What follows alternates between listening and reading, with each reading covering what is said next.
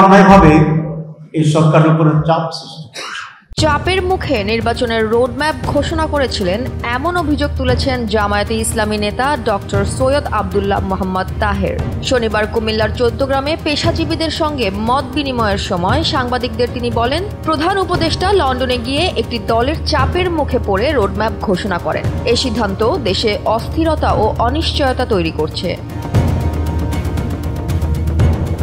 বাংলাদেশ জামায়াতে ইসলামী দলের শীর্ষস্থানীয় কেন্দ্রীয় নেতা ডক্টর সৈয়দ আব্দুল্লাহ মোহাম্মদ তাহের দাবি করে বলেন, আরপিও সংশোধনের সিদ্ধান্ত সরকারের নিরপেক্ষতাকে প্রশ্নবিদ্ধ করেছে। 10 বছরের যাত্রা তো কেবলই শুরু। একসাথে গ্রো করার এই জার্নি চলুক আগামীতেও। পাঠাও 10 years of growing with you। এর মাধ্যমে একদলীয় প্রভাব স্পষ্ট হয়ে উঠছে, যা নির্বাচনী প্রক্রিয়াকে বাধাগ্রস্ত করতে পারে। তিনি আরো বলেন, নির্বাচনে প্রতীক পরিবর্তনের সিদ্ধান্ত ভুল পথে যাচ্ছে। আগে উপদেষ্টা পরিষদ ও নির্বাচন কমিশন একমত ছিল যে প্রতিটি দল নিজ নিজ প্রতীকেই নির্বাচনে অংশ নেবে। আমরা সেই সিদ্ধান্তের পক্ষেই আছি এবং জাতীয় এর সঙ্গে একমত।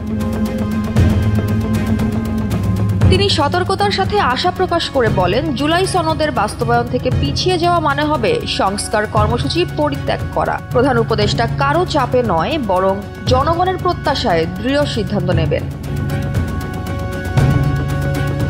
জামায়াতের এই নেতা আরো বলেন, আমরা আগের সিদ্ধান্ত পুনর্বহাল চাই, নয়তো রাজপথে নামতে বাধ্য হব।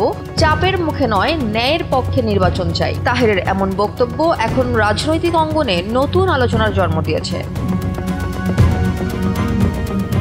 চাপের রাজনীতিতে আস্থা যখন দুলে ওঠে, তখন প্রত্যাশা শুধু একটাই, স্বচ্ছ ও ন্যায়ের পথে আগামীর নির্বাচন। তবে প্রশ্ন থেকে যায়, নির্বাচনের পথ কি গড়বে জনগণের ইচ্ছায়, নাকি থেকে যাবে রাজনৈতিক চাপে? জয়া হাসান, NPB।